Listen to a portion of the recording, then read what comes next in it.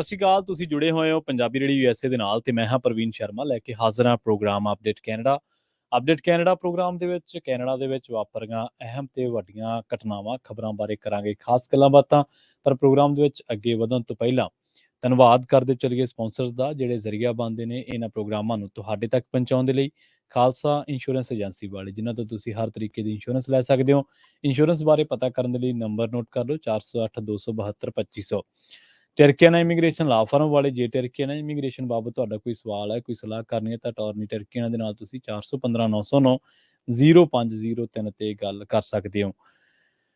ਮੀਰੀ ਪੀਰੀ ਸੇਵਾ ਸੁਸਾਇਟੀ ਵਾਲੇ ਫ੍ਰੈਜ਼ਨੋ ਤੇ ਜੱਸੀ ਗਿੱਲ ਬੇਕਰਸਫੀਲਡ ਤੋਂ ਖਬਰਾਂ ਦੀ ਸ਼ੁਰੂਆਤ ਕਰਗੇ ਕੈਨੇਡਾ ਦੀ ਸਿਆਸਤ ਤੇ ਅਮਰੀਕਾ ਦੀ ਸਿਆਸਤ ਦੇ ਨਾਲ ਜੁੜੀ ਖਬਰ ਤੋਂ। ਦੋਵਾਂ ਦੇਸ਼ਾਂ ਦੇ ਆਗੂਆਂ ਨੇ ਨੁਮਾਇੰਦਿਆਂ ਨੇ ਮੈਕਸੀਕੋ ਦੇ ਵਿੱਚ ਮਿਲਣੀ ਕੀਤੀ ਹੈ। ਜੀ ਹਾਂ, ਗੱਲਬਾਤ ਕਰਾਂਗੇ ਕੈਨੇਡੀਅਨ ਪ੍ਰਧਾਨ ਮੰਤਰੀ ਜਸਟਿਨ ਟਰੂਡੋ ਤੇ ਯੂਐਸ ਦੇ ਪ੍ਰੈਜ਼ੀਡੈਂਟ ਜੋ ਬਾਈਡਨ ਦੀ ਮੁਲਾਕਾਤ ਦੇ ਬਾਰੇ।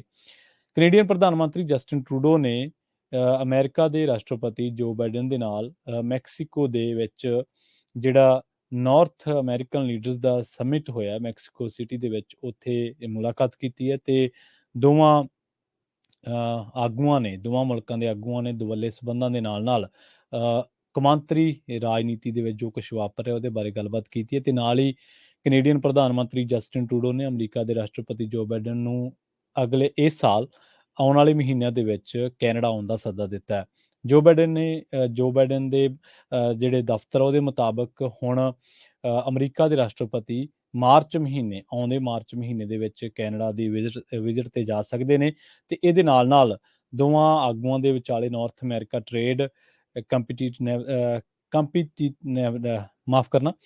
Supply chains including critical minerals ਤੇ ਹੋਰ ਕਈ ਮਸਲਿਆਂ ਨੂੰ ਲੈ ਕੇ ਜਿਹੜੀ ਗੱਲਬਾਤ ਆ ਉਹ ਹੋਈ ਹੈ ਤੇ ਇਹਨਾਂ ਦੋਨਾਂ ਨੇ ਲੀਡਰਸ ਨੇ ਇਹ ਵੀ ਮੰਨਿਆ ਕਿ ਜਿਹੜਾ ਨੈਕਸਸ ਬੈਕਲੌਗ ਹੈ ਜਾਂ ਹੋਰ ਕਈ ਮਸਲੇ ਨੇ ਪਬਲਿਕ ਸੇਫਟੀ ਹੈ ਜਾਂ ਹੋਰ ਕਈ ਮਸਲਿਆਂ ਨੂੰ ਲੈ ਕੇ ਦੇਸ਼ਾਂ ਦੇ ਆਪਸੀ ਸਬੰਧਾਂ ਨੂੰ ਲੈ ਕੇ ਵਪਾਰ ਨੂੰ ਲੈ ਕੇ ਦੋਵਾਂ ਆਗੂਆਂ ਦੇ ਵਿਚਾਲੇ ਗੱਲਬਾਤ ਹੋਈ ਹੈ।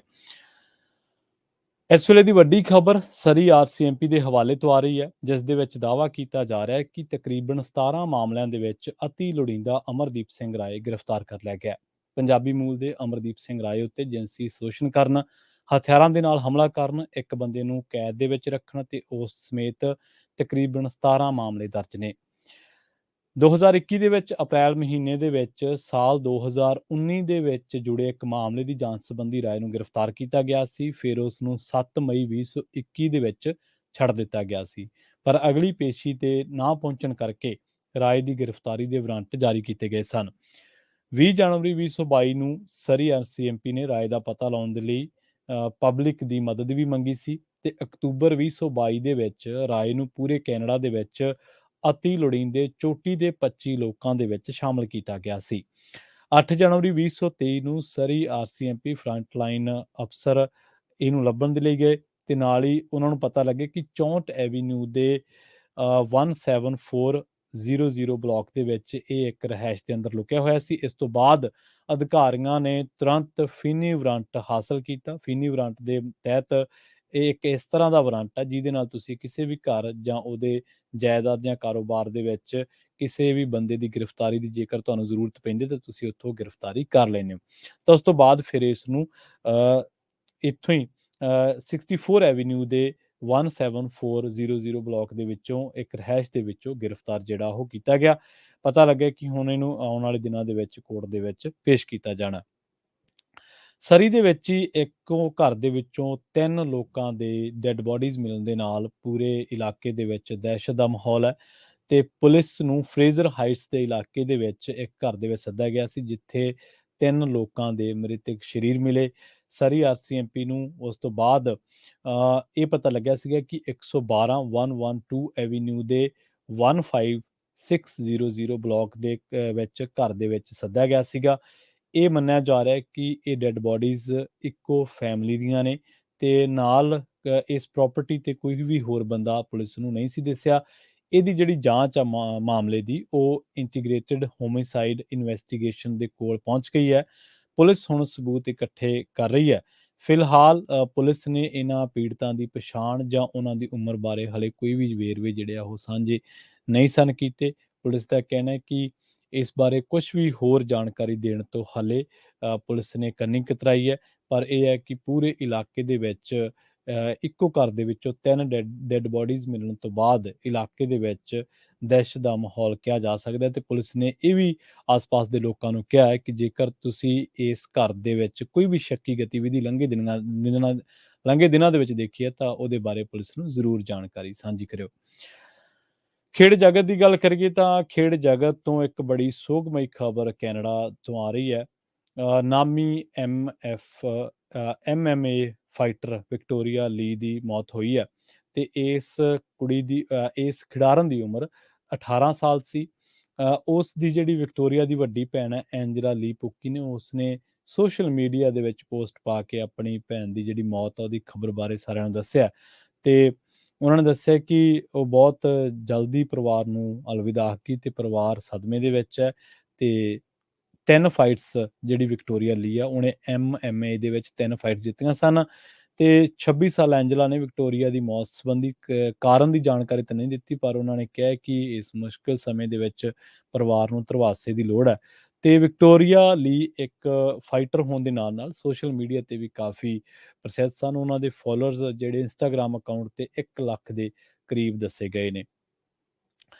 ਕੈਨੇਡਾ ਦੀਆਂ ਸਿਹਤ ਸੰਬੰਧੀ ਸਹੂਲਤਾਂ ਅਕਸਰ ਵਿਵਾਦਾਂ ਦੇ ਵਿੱਚ ਵੀ ਰਹਿੰਦੀਆਂ ਨੇ ਤੇ ਸੁਰਖੀਆਂ ਦੇ ਵਿੱਚ ਵੀ ਰਹਿੰਦੀਆਂ ਨੇ। ਹੁਣ ਨੋਵਾ ਸਕੋਸ਼ੀਆ ਦੇ ਵਿੱਚ ਇੱਕ ਵਾਰ ਫਿਰ ਸੂਬੇ ਦੇ ਹੈਲਥ ਸੰਕਟ ਤੇ ਤੁਰੰਤ ਐਕਸ਼ਨ ਕਰਨ ਦੀ ਮੰਗ ਚੁੱਕੀ ਗਈ ਹੈ। ਐਮਰਜੈਂਸੀ ਦੀ ਉਡੀਕ ਕਰਦੀ ਐਲੀ ਹੈਲਥੋਪ ਦੀ ਮੌਤ ਹੋ ਗਈ ਹੈ, ਤੇ ਪਰਿਵਾਰ ਨੇ ਹੁਣ ਸਵਾਲ ਚੁੱਕੇ ਨੇ। ਮਸਲਾ ਨੋਵਾ ਸਕੋਸ਼ੀਆ ਦਾ ਇਸ ਪਰਿਵਾਰ ਨੇ ਹੁਣ ਸੂਬੇ ਦੇ ਵਿੱਚ ਹੈਲਥ ਸੰਕਟ, ਸਿਹਤ ਸੰਬੰਧੀ ਸਹੂਲਤਾਂ ਤੇ ਜਿਹੜੀ ਗੌਰ ਸਰਕਾਰ ਨਹੀਂ ਕਰ ਰਹੀ ਉਹਦੀ ਬਾਬਤ ਹੁਣ ਸਵਾਲ ਚੁੱਕੇ ਨੇ। ਉਹਨਾਂ ਨੇ ਕਿਹਾ ਕਿ ਅਸੀਂ ਹਸਟਡ ਦੇ ਵਿੱਚ ਇੱਕ ਹਸਪਤਾਲ ਦੇ ਵਿੱਚ ਸਾਂਭ ਸੰਭਾਲ ਦੀ ਉਡੀਕ ਕਰਦਿਆਂ ਆਪਣਾ ਇੱਕ ਪਰਿਵਾਰਕ ਮੈਂਬਰ ਗਵਾ ਦਿੱਤਾ ਹੈ, ਤੇ ਉਸ ਔਰਤ ਦਾ ਨਾਮ ਐਲੀ ਲਿਆ ਹੋਲਥੋਫ ਸੀ।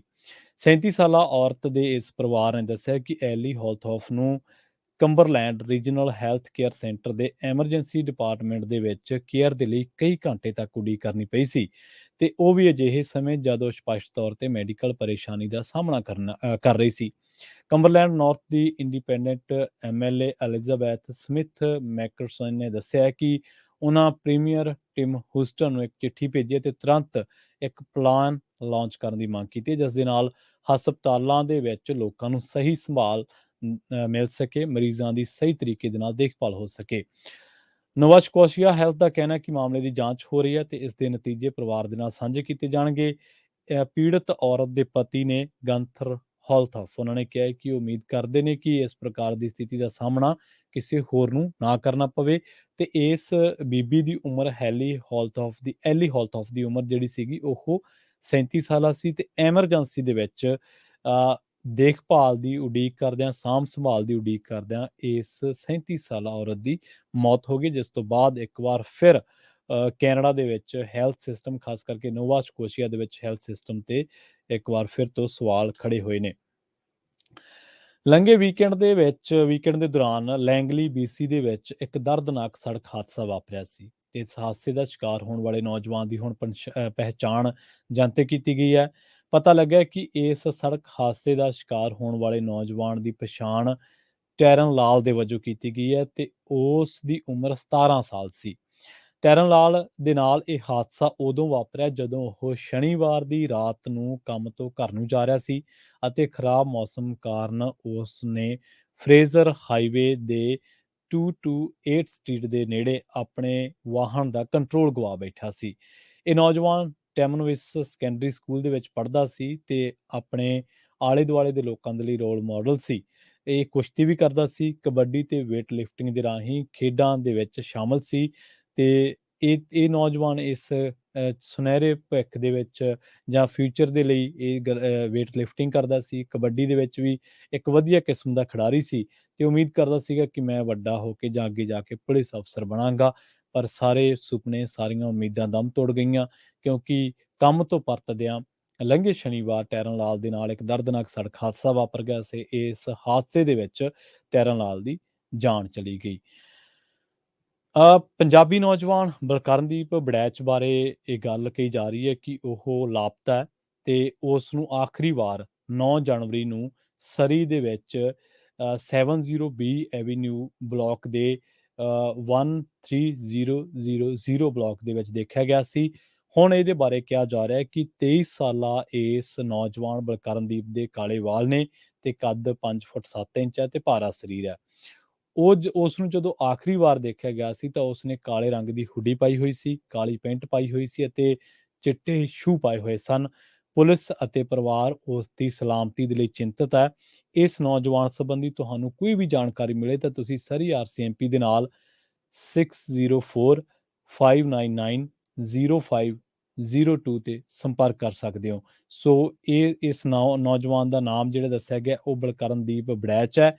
23 ਸਾਲ ਇਹਦੀ ਉਮਰ ਹੈ, ਕੱਦ 5 ਫੁੱਟ 7 ਇੰਚ ਹੈ ਤੇ ਭਾਰੇ ਸਰੀਰ ਦਾ ਨੌਜਵਾਨ ਹੈ ਤੇ ਇਹਨੂੰ ਆਖਰੀ ਵਾਰ ਕੱਲ ਦੇ ਦਿਨ 9 ਜਨਵਰੀ ਨੂੰ ਸ਼ਾਮੀ 4:30 ਵਜੇ ਸਰੀ ਦੇ ਵਿੱਚ 70B ਐਵੀਨਿਊ ਦੇ 1300 ਬਲਾਕ ਦੇ ਵਿੱਚ ਦੇਖਿਆ ਗਿਆ ਸੀ।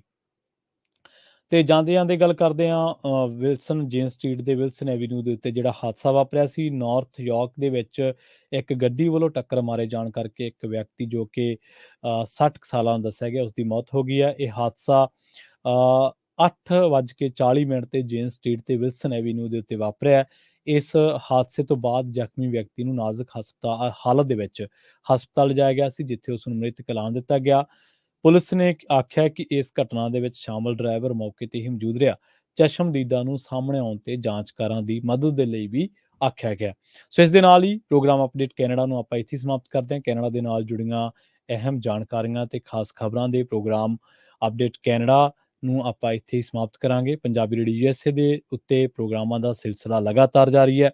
ਜੁੜੇ ਰਹੋ ਪੰਜਾਬੀ ਰੇਡੀਓ USA ਦੇ ਨਾਲ। ਤੇ ਆਖਿਰ ਦੇ ਵਿੱਚ ਇੱਕ ਵਾਰ ਫਿਰ ਤੋਂ ਤੁਹਾਡਾ ਸਾਰਿਆਂ ਦਾ ਬਹੁਤ-ਬਹੁਤ ਧੰਨਵਾਦ ਤੇ ਸਾਰਿਆਂ ਨੂੰ ਹੀ ਪਿਆਰ ਭਰੀ ਸਤਿ ਸ਼੍ਰੀ ਅਕਾਲ। ਪੰਜਾਬੀ ਰੇਡੀਓ USA ਦੀ ਅਗਲੀ ਪੇਸ਼ਕਸ਼ ਪ੍ਰੋਗਰਾਮ ਕੁਝ ਗੱਲਾਂ ਤੇ ਕੁਝ ਗੀਤ, ਜਿਸ ਦੇ ਵਿੱਚ ਤੁਸੀਂ ਆਪਣੀ ਮਨਪਸੰਦ ਦਾ ਕੋਈ ਵੀ ਗੀਤ ਸਟੂਡੀਓ ਦਾ ਨੰਬਰ ਡਾਇਲ ਕਰਕੇ 408 272 5200 ਡਾਇਲ ਕਰਕੇ ਗੀਤ ਲਗਵਾ ਸਕਦੇ ਹੋ। ਬਹੁਤ-ਬਹੁਤ ਧੰਨਵਾਦ।